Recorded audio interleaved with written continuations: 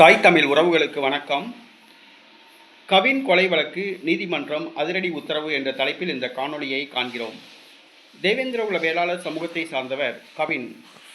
கடந்த ஒரு சில மாதங்களுக்கு முன்பாக இவர் படுகொலை செய்யப்பட்டார். திருநெல்வேலியில் ஆணவ படுகொலை செய்யப்பட்டார்.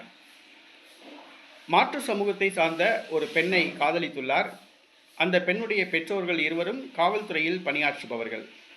அந்த பெண்ணுடைய சகோதரர் தன்னுடைய நண்பர்களுடன் சேர்ந்து கவினை ஆணவ படுகொலை செய்தார். தமிழகம் முழுக்க இந்த பிரச்சனை எதிரொலித்தது. தமிழகத்தில் உள்ள அனைத்து அரசியல் கட்சி தலைவர்களும் கவின் வீட்டுக்கு சென்று கவின் உடலுக்கு அஞ்சலி செலுத்தினர், ஆறுதல் கூறினர். ஆணவ படுகொலையை தடுக்க சட்டம் இயற்ற வேண்டும் என்ற கோரிக்கை தமிழகம் முழுவதும் வலியுறுத்தப்பட்டது. இந்த தமிழகத்தையே அதிர வைத்த இந்த கொலை வழக்கில் அந்த கவின் காதலித்ததாக கூறப்படுகிற அந்த பெண்ணுடைய சகோதரரும் காவல்துறையில் பணியாற்றும் அவருடைய தகப்பனாரும் கைது செய்யப்பட்டார்கள்.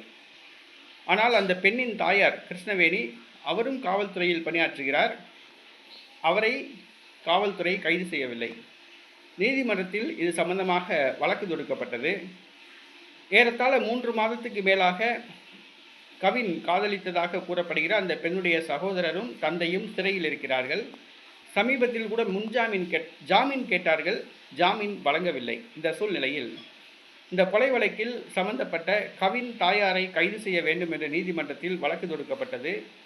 தற்பொழுது நீதிமன்றம் அதிரடி உத்தரவிட்டுள்ளது. அதாவது அந்த பெண்ணுடைய தாயார், காவல்துறையில் பணியாற்றுகிற அந்த பெண்ணுடைய தாயார் கிருஷ்ணவேணியை உடனடியாக கைது செய்ய வேண்டும் என்று நீதிமன்றம் உத்தரவிட்டுள்ளது. இது கவின் கொலை வழக்கில் ஒரு புதிய திருப்பத்தை ஏற்படுத்தியுள்ளது.